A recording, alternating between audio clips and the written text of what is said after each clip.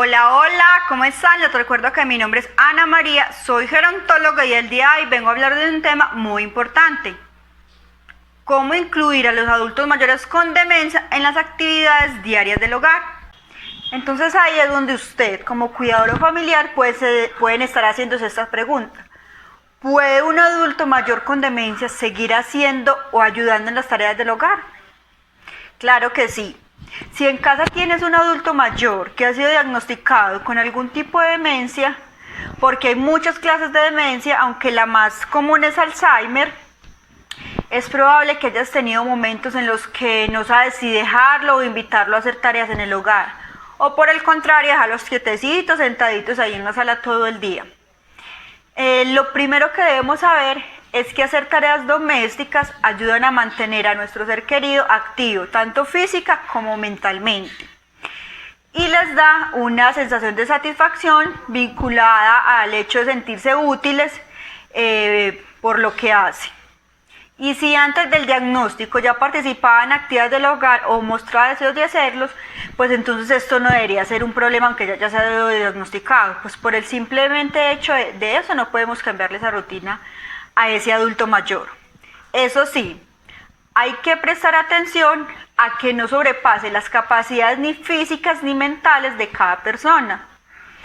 Nosotros como familiar sabemos si este adulto mayor todavía qué capacidades preserva, nosotros lo conocemos. Entonces hay que mirar que no sobrepasen esa capacidad física y mental o que su realización implique en riesgos a su integridad física.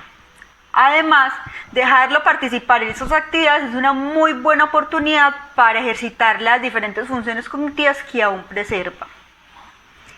Entonces, ¿cuáles son esas tareas domésticas que un adulto mayor con demencia puede realizar?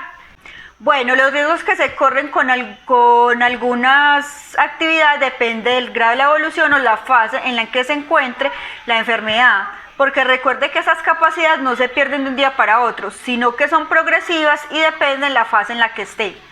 Pero a manera general debemos decirle que en adultos mayores con deterioros leves o en inicios de demencia, la mayoría de las actividades son inofensivas, es decir, no representan ningún riesgo, pero sí requerirá en muchos casos de supervisión, como por ejemplo, todavía podemos dejar que el adulto mayor nos ayude a cocinar o nos ayude a preparar una receta, pero sí necesitamos estar ahí con ese adulto mayor y supervisar.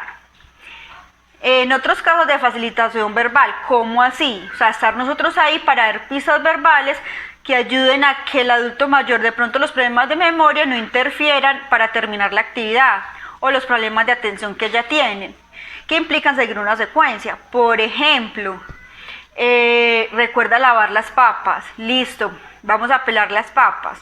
Cada uno de su cuidador o su familiar sabe en qué fase está y en qué capacidad está y hasta cuándo o hasta qué momento podemos dejar que el adulto mayor nos ayude.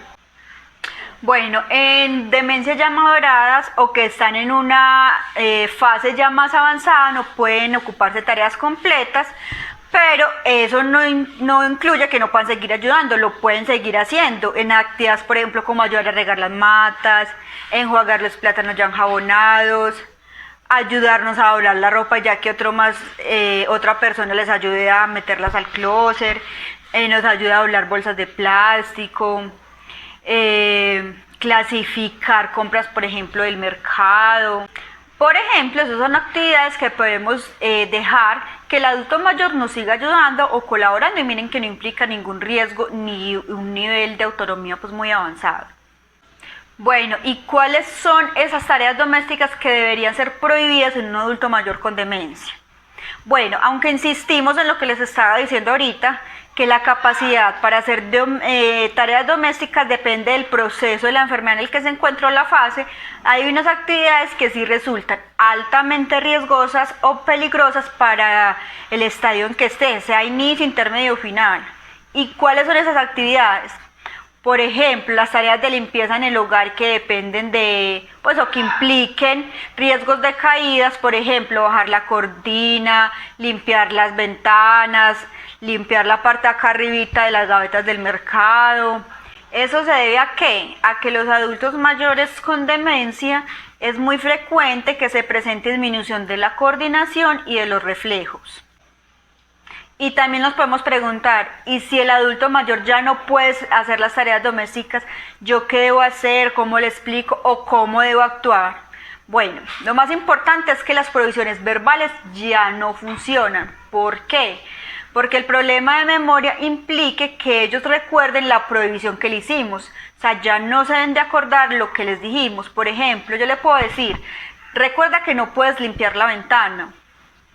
Pero a la media hora a ellos se les va a olvidar que yo les dije que no podían limpiar la ventana. O usted me va a ayudar a lavar las papas, pero recuerde que usted no las puede picar, yo las voy a picar. Y puede que al ratico se les olvide y cuando menos pensamos ya están picando las papas. Entonces recuerden que las prohibiciones verbales ya no funcionan. Además, la pérdida en la capacidad del juicio o de razonar los hace ignorar o no darse cuenta de los peligros que tiene este tipo de actividades para ellos. Entonces va a desobedecer y eso puede generar un altercado o discusiones entre la persona mayor y su cuidador o familiar. Y además aumenta la probabilidad de que la persona mayor quiera seguir haciendo la actividad. ¿Por qué? Pues porque no entiende o no recuerda que es por su bien, que genera un peligro para su integridad y que por eso le estamos prohibiendo esa actividad, sino que va a sentir es que le estamos como limitando en su libertad para hacer las cosas o que los estamos subestimando. Entonces, en ese caso, ¿qué debemos hacer? Recordemos evitar los estímulos que evocan esa determinada actividad o cambiar la rutina si era algo que él ya estaba enseñado a hacer antes de ser diagnosticado. Pero si esto no es suficiente, recuerda que es muy importante preguntarle o pedirle un consejo al médico tratante. En este caso, pues generalmente es un médico psiquiatra o al médico pues que lo esté tratando durante su enfermedad. Bueno, espero que les haya gustado, que lo sirvan, lo pongan en práctica. Cualquier duda o comentario lo pueden dejar acá y con gusto estaré resolviéndolos. Chao, chao. Ahora sí, Girardota para todos.